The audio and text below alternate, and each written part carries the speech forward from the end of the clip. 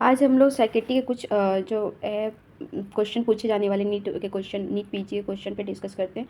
सबसे पहला जो होगा वो है binge eating disorder. Binge eating disorder के बारे में पूछा जाता है। फिर बुलिमिया नर्वोसा के बारे में बताएंगे। फिर जो है सॉटूथ वेव के बारे में और स्लीप डिसऑर्डर के बारे में। ठीक है, तो सबसे पहले जो होता है वो हम लोग बात करते हैं बिंज ईटिंग डिसऑर्डर।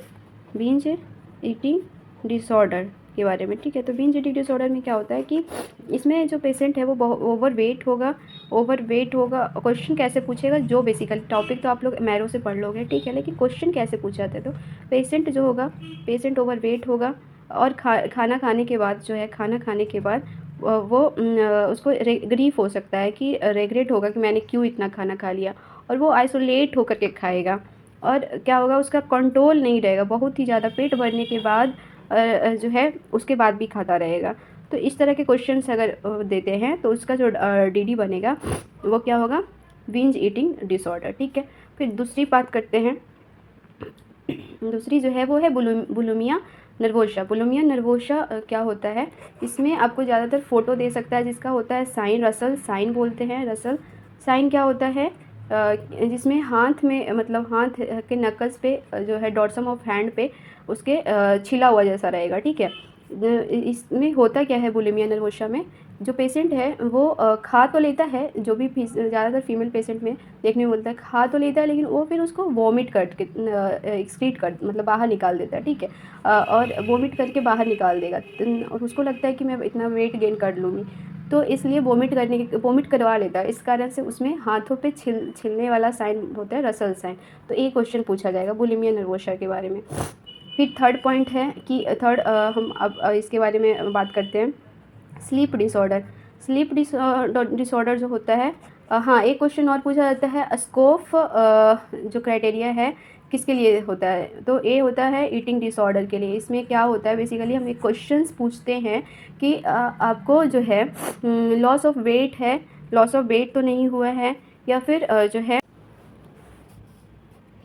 खाना खाने के बाद कहीं आपको बीमार तो नहीं पड़ जाते, बीमार तो नहीं पड़ते, ये पूछते हैं। खाने पे कंट्रोल, लॉस ऑफ कंट्रोल हो रखा है, मतलब पेट भर जाता है उसके बाद भी खाते रहता है इंसान। तो ये सब क्वेश्चन पूछते हैं स्कोप क्राइटेरिया में। ठीक है, उसके बाद आते हैं उसके बाद स्लीप डिसऑर्डर पे बात करते हैं। स्लीप डिसऑर्डर में बेसिकली फेज़ कितना होता है, आप लोगों ने फिजियोलॉजी में तो पढ़ा होगा, REM और NREM। NREM, ठीक है, तो NREM के फर्दर 3 फेज होते हैं, N1 N2 N3। ठीक है, और REM होता है। तो पूछा जाता है REM कितने मिनट का होता है, REM का कितना ड्यूरेशन है, 90 मिनट। फिर ये क्वेश्चन यहाँ बनाया जाता है। उसके बाद है, इसके बहुत सारे वेव्स इसमें देखने को मिलते हैं ऑन EEG जो है बहुत सारे वेव्स देखने को मिलते हैं। तो उसमें मोस्ट कॉमन जो क्वेश्चन पूछा जाता है वो है REM में कैसा वेव मिलता है, तो इसमें साटूथ वेव मिलता है। साटूथ वेव आपने पढ़ा होगा, ऐसे ऐसे बिल्कुल रहेगा। ठीक है, उसके बाद स्लीप डिसऑर्डर के बारे में और क्वेश्चन क्या पूछे जाते हैं, तो पूछा जाता है कि नाइट मेयर क्या होता है और नाइट ट्रीमर क्या होता है।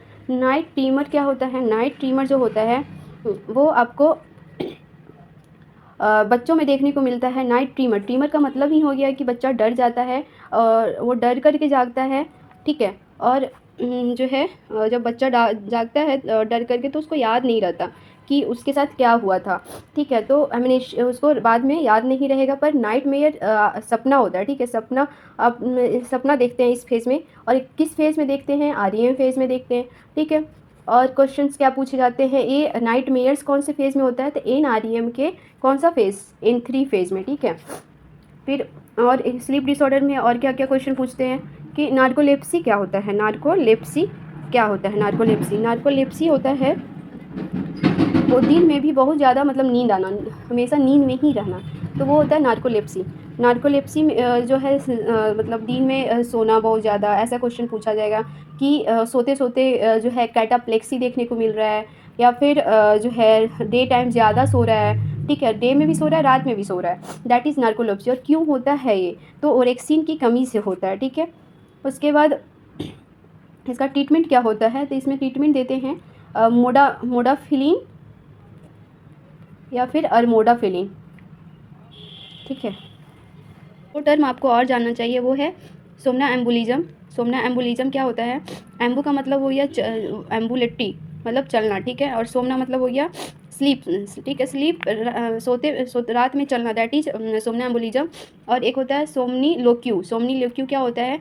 स्लीप और लोक्यू एक तरीके से सिमिलर टू टॉकी, ठीक है, टॉकी रात में बातें करना, रात में या सोते समय बातें करना, सोते समय नहीं, सॉरी, नींद में बातें करना।